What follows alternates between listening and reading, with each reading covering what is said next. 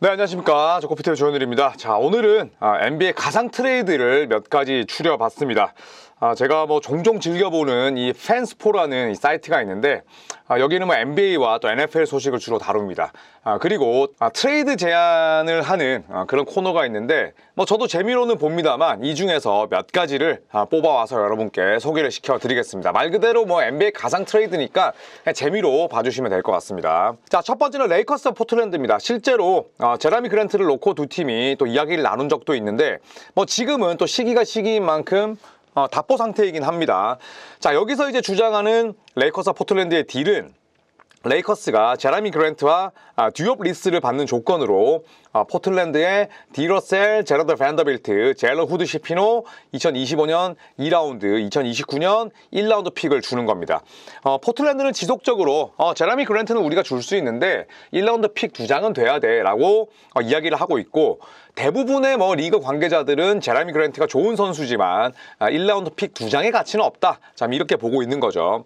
자, 그렇다면 제라미 그랜트는 거의 연평균 30밀짜리 선수인데, 또 밑에 있는 이 듀업 리스 선수는 또 레이커스에서 아주 쏠쏠한 활약을 펼칠 수가 있습니다. 자, 이 선수 같은 경우에는 지난 시즌 36분 기준으로 놓고 봤을 때 3점 슛을 2.6개나 넣을 수 있습니다. 성공률도 35.6%니까 꽤나 잘 3점을 쏘는 선수이고, 또 샷블락 능력도 괜찮아요. 36분당 평균 1개 이상이니까 외곽에서도 잘 플레이하고 인사이드에서 본연의 그런 역할도 잘 하는 선수다. 호주 출신의 이런 빅맨인데, 그랜트 단독으로 받는 것보다는 좀 판을 키워서 듀엄 리스까지 받아오는 대가로 디러셀, 그리고 밴더빌트는 이번 트레이닝 캠프를 건너뛸 가능성이 높습니다. 물론 이 트레이드 시점이 언제라고 정확하게 밝히진 않았지만 이제 밴더빌트 계속 골골대고 있거든요. 특히나 하체 부상이기 때문에 밴더빌트처럼 활동량이 많고 또 허슬을 위해서 엄청나게 몸을 날리는 선수에게 이 아래쪽 부상은 좋지가 않습니다. 거기에 젤러 후드 시피노, 그러니까 레이커스 입장에서는 후드 시피노에게 많은 걸 기대할 수 있을까요? 물론 이제 2년차 선수이긴 합니다만 고질적으로 허리 안 좋죠. 그 다음에 슈팅 구리죠. 지금 굉장히 실패한 유망주라는 그런 꼬리표가 있습니다. 자, 대신에 이제 레이커스가 보상을 해주는 건 드래프트 지명권인 거죠. 1라운드 픽 2장은 안 되는 거고 2라운드 픽 1장, 1라운드 픽 1장으로 이렇게 이제 협상을 하는 게 어떻겠냐라는 게 이 팬스포의 제안입니다. 여러분께서 보실 때는 어떤가요? 만약에 제가 포틀랜드 구단 수뇌부라면 저는 이 딜을 할 것 같아요. 왜냐하면 일단 디러셀은 계약 기간이 길지 않고, 밴더빌트도 지금 악성 계약 여부를 떠나서 물리적인 금액 자체는 굉장히 적은 편입니다. 후드 시피노는 긁어보다가 안 되면 그냥 루키 스케일 끝나면 치워버리면 되고, 그리고 제라미 그랜트는 갈수록 가치가 떨어질 거예요. 한 장이라도 줄 때, 2라운드 픽이라도 줄 때 빠르게 파는 게 낫지 않을까 해서 저는 나름대로 이 딜은 합리적이지 않을까, 요렇게만 놓고 봤을 때, 물론 자세한 각 팀의 그런 셀러리 상황들이나 이런 걸 차치하더라도 이 딜만 놓고 봤을 때 저는 서로에게 낫배드다 라고 생각을 합니다. 자, 두 번째는 애틀란타와 골든스테이트입니다. 애틀란타는 클린트 카펠라 트레이드 루머를 계속 흘리고 있죠. 어쨌든 그 자리에는 또 유망주들을 키워야 되고, 또 카펠라는 물론 디존테 머레이는 떠나고 트레이 형이 있긴 합니다만, 이 트레이 형이 애틀란타와의 관계가 어떻게 될지 여부에 따라서 카펠라의 운명도 아마 동반으로 바뀔 거예요. 자, 그래서 이 팬스포에서 제안하는 바는 골든스테이트 워리어스가 클린트 카펠라와 디안드레 헌터를 받는 조건으로 앤드루 위긴스, GP2, 그리고 모제스 무디, 귀 산토스 2026년과 28년 2라운드 픽을 한 장씩 주는 거죠. 골든스테이트 워리어스는 빅맨 포지션이 약합니다. 특히나 캐번 루니가 살을 굉장히 많이 뺐지만 캐번 루니, 그 다음에 드래먼드 그린, 트레이 잭슨 데이비스, 빅들의 이 물리적인 높이 자체는 리그에서 가장 작고 낮은 수준이에요. 그렇기 때문에 랍에 능하고 외곽 능력이 없긴 합니다만 리바운드 점유율이 엄청나게 훌륭한 이 카펠라는 상당히 저는 좋은 대안이 될 수 있다고 보고, 계약 기간도 길지 않아요. 여기에 디안드레 헌터는 앤드루 위긴스만큼 다재다능하진 않습니다. 하지만 지금 위긴스도 계속 불안 요소가 있잖아요. 트레이닝 캠프 때 몸을 못 만들어 오고 또 복잡한 가정사가 있고 이렇기 때문에 디안드레 헌터 역시도 엄청난 인저리 프론이긴 합니다만, 그래도 헌터가 위긴스보다 더 젊습니다. 그리고 더 싸고요. 그렇다면 골든스테이트 워리어스 입장에서는 나쁘지 않다. 그리고 애틀란타는 이 딜을 통해서 가장 핵심적인 선수는 역시나 앤드루 위긴스죠. 그런데 앤드루 위긴스가 제가 방금 열거했던 그런 단점을 차치한다면 여전히 몸값은 싼 선수예요. 그리고 득점력이 지금 뭐 계속 둔화가 돼 있긴 합니다만 기본적인 뭐 수비력 자체는 훌륭하고 또 아직도 나이도 30살이 안 됐죠.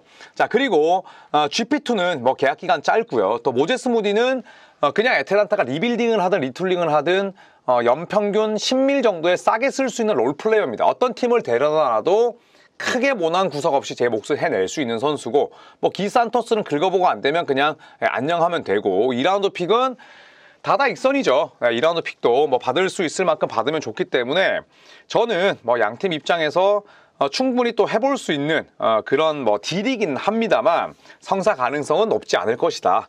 왜냐하면 이렇게 선수가 뭐 5명, 6명이 한 번에 움직이는 1대 다 뭐 삼각딜, 사각딜이 아니라 일반적인 이런 트레이드는 요즘 들어서 쉽지 않다는 거죠.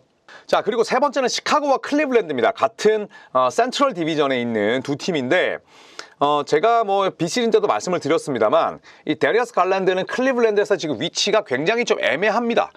갈랜드가 뭐 지난 시즌 부진했던 것도 사실이지만 이 갈랜드 캠프 쪽에서 갈랜드 에이전트도 그렇고 계속 흘리는 이야기가 결국 도노반 미첼과 뭐 연장 계약을 맺고 그렇다면 우리는 다른 팀을 또 알아볼 수도 있다, 이런 이야기가 루머로 나왔었거든요. 그런데 도노반 미첼은 클리블랜드와 연장 계약을 맺었습니다. 자, 물론 연장 계약을 맺은 미첼과 그리고 반등이 필요한 데리어스 갈랜드를 당연히 조금 더 지켜볼 사안은 있죠. 그리고 갈랜드는 엄연히 올스타 포인트가 되고 클리블랜드가 직접 뽑아서 키운 선수입니다. 카이리 어빙 이후에 가장 뛰어난 포인트 가드예요. 자, 그런데 계속 뭐 그런 불협화음까지는 아니더라도 떠날 수 있다는 루머가 계속 나온 시점이기 때문에 이 팬스포에서 이런 딜을 만들어 보지 않았나 싶습니다. 자, 시카고 불스도 더마드로잔이 떠났습니다. 그리고 알렉스 카루스코가 갔고요. 그리고 나서 니콜라 부세비치에 대한 트레이드 루머도 나왔었는데, 보시면 부세비치가 얼마 전에 시카고와 연장 계약을 맺었을 때 엄청나게 저렴한 금액에 계약을 했어요. 연평균 20밀이니까 뭐 요즘 시세로 놓고 본다면 해자 계약이죠. 그런데 어쨌든 시카고 불스는 조금 더 젊어지기 위한 그런 팀이 되려면 부세비치 같은 선수들을 빨리 내보내야죠. 그리고 젊고 뭐 전도 유망하고 또 혹은 또 미래 자산이 될 수 있는 드래프트 픽을 가져와야 됩니다. 그런 니즈를 놓고 본다면 맞을 수는 있지만, 또 코비 화이트나 2031년 1라운드 픽이 굉장히 효용 가치가 높을 수는 있지만 시카고 불스가 굳이 떡상한 지난 시즌을 통해서 기량 발전상 아마 투표 2위였을 거예요. 이 코비 화이트 지금 이렇게 저렴한 금액 연평균 12밀짜리 선수를 내보내고 2031년 1라운드 픽에다가 부세비치는 언젠가 트레이드를 해야 되지만 샐러리를 20밀밖에 잡아먹지 않는 이 선수를 내보내면서 시카고 불스가 이런 딜을 저는 할 가능성은 높지 않다고 봅니다. 자, 물론 시카고 불스의 이 구단 수뇌부가 34팀 가운데 지금 가장 일 처리 못하고 멍청하긴 하지만 이걸 만약에 뭐 저는 한다면 물론 데리어스 갈랜드라는 재능을 추가할 수 있지만 저는 굳이 지금 이 시점에 하진 않을 것 같다. 그리고 클리블랜드 역시도 코비 화이트에 대해서는 당연히 관심이 있죠.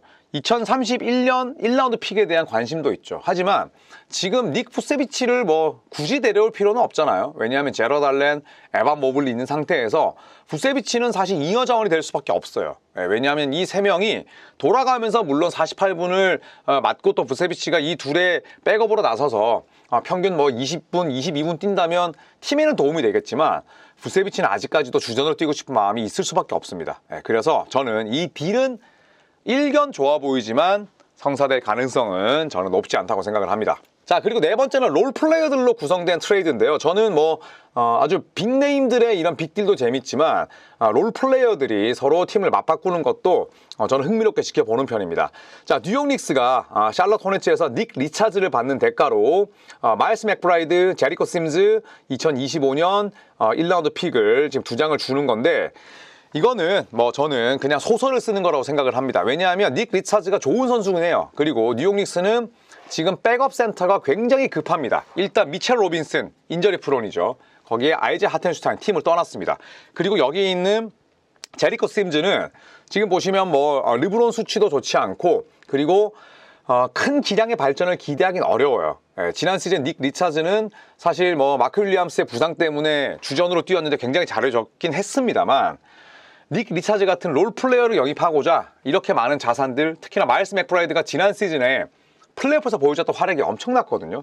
마일스 맥브라이드를 비롯해서 드래프트 지명권까지 주면서 이런 딜을 한다면 이거는 과거 2010년대 뉴욕이지 2020년대에 정말 그 일 처리를 깔끔하게 잘하는 뉴욕이 저는 이런 딜을 할 가능성은 거의 없다고 저는 생각을 합니다. 자, 그래서 이 딜은 뭐 그냥 팬스포에서 아주 재밌게 그냥 만든 그런 자료라고 생각을 하고 샬럿 호네츠의 광팬이 만들지 않았을까. 네, 저는 그런 생각을 한번 해봅니다. 자, 마지막으로는 유타와 덴버입니다. 자, 유타 재즈가 마이클 포터 주니어와 지크 나지, 헌터 타이슨, 덴버 너게츠와의 딜이군요. 자, 이 세 명을 받는 대가로 존 콜린스, 조던 클락슨, 워커 캐슬러를 내보낸다는 건데요. 자, 여기서 중요한 건 덴버 너게츠가 결국 저말 머레이와 계약을 맺게 되면서 마이클 포터 주니어는 다음 계약 때 뭐 팀에 남을 가능성이 높지 않아졌습니다. 에런 고든도 마찬가지고요. 그리고 지크 나지는 현 시점에서 연평균 약 9밀을 먹는 최악성 계약이에요. 왜냐하면 요즘에 뭐 연평균 9밀은 얼마 되지 않는 금액이지만 지크 나지는 진짜 코트 위에서 할 수 있는 게 없는 선수거든요. 자, 반면에 유타 재즈 입장에서는 지금 워커 캐슬러를 트레이드 시장에 뭐 거의 내놨다는 게 중론이죠. 왜냐하면 유타 재즈가 추구하는 농구와 맞지 않다. 굉장히 저는 이른 시점에 이 워커 캐슬러에 대한 희망을 놓고 있는 게 아닐까 이런 생각이 드는데, 또 존 콜린스와 조던 클락스는 계속해서 트레이드 루머에 시달리고 있습니다. 이 트레이드 루머에 시달리는 베테랑들, 또 타임라인이 맞지 않는 선수들을 2명, 3명을 한꺼번에 내보낼 수 있는 건 그 팀에게는 사실 기회예요. 왜냐하면 우리는 이 선수들 트레이드 할 거야. 다들 알지? 우리의 리빌딩과는 맞지 않는다는 걸. 그런데 한 명 한 명 트레이드 했을 때 사실은 실익을 보기가 어려워요. 왜냐하면 거의 셀러리 덤핑 느낌으로 내보내는 거기 때문에 저는 항상 이런 선수들은 뭉탱이로, 패키지로 갔을 때 저는 그 해당 팀이 더 많은 걸 저는 가져온다고 생각을 합니다. 저는 그렇기 때문에 유타 재즈가 존 콜린스와 조던 클락슨, 워커 캐슬러 이미 팀의 플랜에서 배제된 선수들을 한꺼번에 내보낼 수 있는 기회가 있다면 이런 딜을 하는 건 나쁘지 않다고 생각을 하고요. 또 유타 재즈 입장에서 보자면 마이클 포터 주니어를 라우리 마카넨과 붙여놓는 게 저는 나쁘지 않다고 봅니다. 아주 공격적으로 나설 수도 있고 또 여전히 젊은 선수고, 또 지크 나지는 물론 유타 재즈에서도 제 몫을 못 해낸다면 아직까지 남아있는 기간이 길기 때문에 굉장히 악성 계약이 될 가능성이 높지만, 그래도 위안거리가 있다면 연평균 10mm 넘는 선수는 아니라는 거. 그리고 헌터 타이슨은 아주 그냥 소소하게 긁어볼 수 있는 선수죠. 자, 반대로 덴버 너게츠 입장에서는 존 콜린스를 에런 고든과 또 니콜라 요키치의 백업으로 한시적으로 저는 쓸 수 있습니다. 그러니까 결국에는 뭐 약을 복용한 전과가 있고, 그리고 2년차, 3년차 시즌에 비해서 계속 퇴보하고 있다는 아쉬움은 있지만, 그래도 백업으로 쓰기에는 차고 넘치는 선수고요. 또 조던 클락스는 이 저말 머레이가 사실 기복의 대마왕이잖아요. 그랬을 때 덴버 너게츠 벤치에서 충분히 경기를 바꿀 수 있는 그런 게임 체인저로 1, 2년은 더 쓸 수 있습니다. 자, 워커 캐슬러는 요키치의 백업으로 쓰기에는 차고 넘치는 선수죠. 네, 그리고 니콜라 요키치가 굉장히 많은 기술들과 경험을 또 전수해 줄 수 있기 때문에 저는 뭐 이런 트레이드는 각 팀의 현재 뭐 셀러리 사정 이런 것들을 다 떠나서 요 트레이드는 가능하다면 저는 서로 충분히 해볼만 하지 않을까. 덴버는 벤치를 키울 수 있고 유타 재즈는 본인들이 내보내고 싶어하는 선수 3명을 한꺼번에 처리할 수 있다는 측면에서 나쁘지 않다라고 생각을 합니다. 자, NBA 이슈가 별로 없는 9월이기 때문에 또 이런 가상 트레이드 팬스포에서 제가 몇 가지를 찾아봤는데 뭐 재미로 봐주시면 감사하겠고요. 또 여러분께서 생각하시는 이 5개 트레이드 제안 가운데 가장 좀 성사 가능성이 높은 혹은 구미가 당기는 그런 딜이 있다면 댓글로 남겨주십시오. 재밌게 읽고 저도 공부하도록 하겠습니다. 감사합니다.